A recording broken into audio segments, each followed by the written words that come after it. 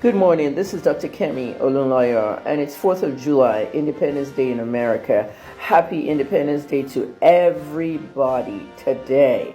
Okay, I'm Nigerian-American, and I'm proud of it. 31 years living in America, back and forth.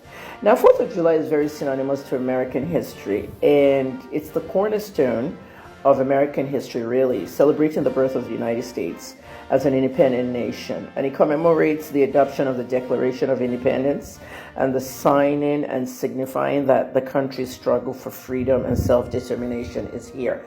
And that was signed, these papers were signed in 1776. So, if those men did not sign those papers, honestly, the British will still own America because of the role that the British and the American Revolution played. As you guys know, the British still own Canada. Canada doesn't have independence. So today, July 4th, 2024, all right, subtracted by 1776 makes America 248 years old. Happy 248th year old to America.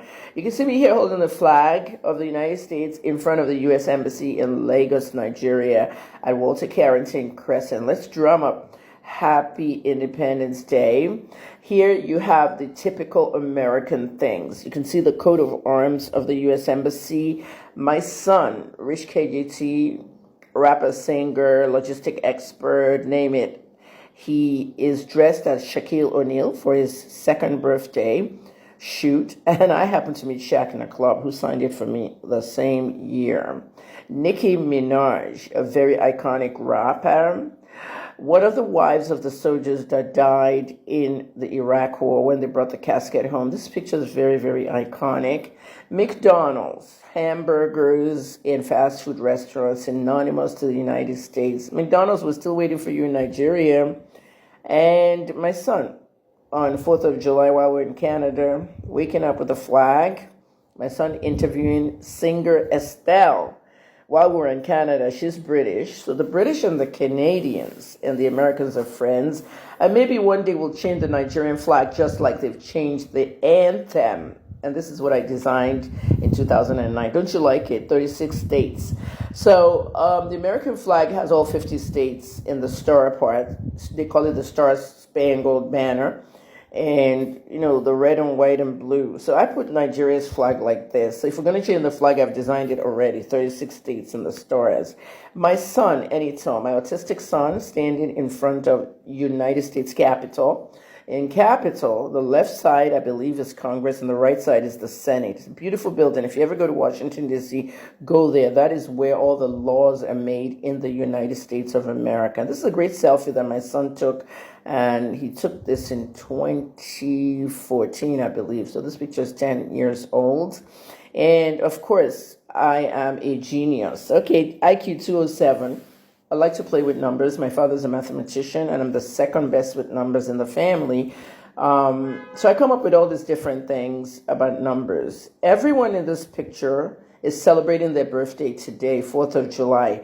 What do they all have in common? The White House. They are all either related to a president or a president's daughter, son, grandson, and I figured this out. So let's start with the 30th President of the United States, Calvin Coolidge.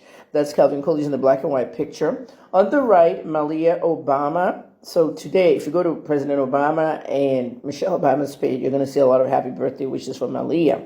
She was born on 4th of July. She lived in the White House. So did Calvin Coolidge. The next person from the White House is my friend, Mrs. Kathleen Kennedy Townsend. Kathleen Kennedy Townsend ran for governor of Maryland, and I campaigned for her, and here we are on the campaign trail in Baltimore. She was the lieutenant governor to Paris Glendening, the governor that gave me awards for my work on drug abuse prevention. So when Paris Glendening was going out, Kathleen Kennedy Townsend wanted to run. Well, let me tell you who she is. Kathleen Kennedy Townsend is the oldest child of Robert F. Kennedy. I'm sure you know the Kennedy family, America's royal family, JFK, the president that was assassinated, and his brother, Robert Kennedy. Robert Kennedy, F. Kennedy, is Kathleen Kennedy Townsend. Mrs. Townsend is older than me, so like this, she's way older than me, and I'm going to be 60. So you know that this is real history. She was the first out of RFK's 10 children. So I know the royal family of America as well. So I've been friends with the Kennedy family quite a while. Dr. Timothy Shriver was the person that interviewed with my son, Rich KGT, when we're doing the Our Word campaign for people with disabilities, because my son, my oldest one that you saw in the previous picture, is autistic. So spread the word to end the word. You can Google that. You'll see my son and Dr. Timothy Shriver. Dr. Shriver is JFK's nephew and Kathleen Kennedy's nephew as well. And he is the daughter of Maria Shriver. Mrs. Maria Shriver is late now. If she were alive, she'll be over 100 years old, but I was really glad to meet her in her lifetime. Mrs. Shriver is also the mother of NBC News' Maria Shriver. So, they have a lot of public figures in the Kennedy family. And of course, Mrs. Shriver herself is JFK's sister. So that's one there. And the final picture is a group picture of a birthday party for a little boy. You see that little boy in the picture? His name is Wyatt. And Wyatt is the son of, Wyatt is the grandson of Vice President Al Gore. Okay, Vice President Al Gore's daughter, right there in the picture, and her husband, Schiff, is, they are the children and in-law of the former Vice President to President Clinton, Al Gore. Al Gore himself ran for office. Now, Wyatt was born in 1991. Wyatt should be in his 30s now. He was born, this is an old picture, but anyway, this is his birthday. I think this was his 10th birthday. So Wyatt was the grandson of Al Gore. He visited the White House a lot to see his grandpa and everything. But hey, he was born on the 4th of July. What are the odds? How many people in Nigeria are born on October 1? But anyway, there's some. But maybe they're not public figures. At the end of the day, this is America. President Obama, the first black president. Obama is a city in Japan. If your name is not the name of a city, then you're not important. My name is the name of a city, right? Kemi in Finland. So go Google that. Kemi in Finland. President Obama, first black president, hip-hop president. He loves hip-hop. And President Obama, you must have my son's music in your playlist this year. By fire, by force. I'm going to stop posting things to President Obama. He likes hip-hop a lot. And my son KJ sang happy birthday to President Obama on his 50th birthday on a YouTube video that went viral in Canada. And the White House came and they commented. Can you imagine White House handle comments on your YouTube? So there's President Obama. And of course, Lieutenant General Laura Richardson, okay, heavy mama, okay, Iron Lady. She's the first woman to lead the command, a large command in the U.S. Army. In 2018, she made history.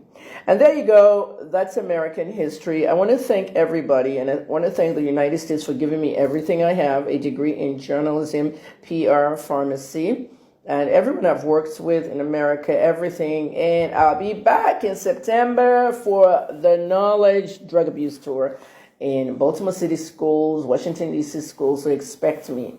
We're planning everything, and I hope everything goes well. Happy 4th of July to everybody. I'm Dr. Kemi Olunlayo, Nigerian-American journalist, pharmacist, PR specialist. 4th of July, 2024.